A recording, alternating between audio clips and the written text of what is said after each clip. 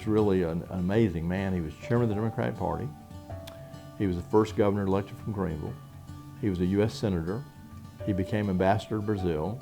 And when he came back, he was really the grandfather for the university.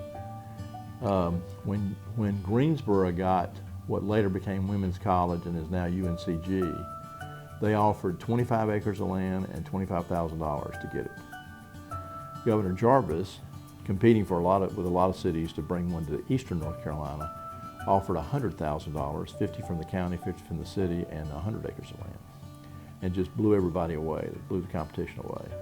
But he picked the piano for the chancellor's home. He picked the china, the silver, he was really heavily involved in the university. And in fact, because he'd been ambassador to Brazil, he picked red tile roofs for the campus because they'd last 100 years.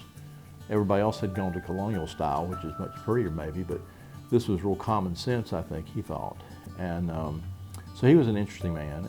Well, he had been the governor, and he'd been chairman of the Democratic Party before he became governor, and he'd already been a U.S. Senator, and he'd already been ambassador to Brazil. So he was nearing his retirement, and he was looking for something to do, and he took up this project of, we need a teacher training school in eastern North Carolina.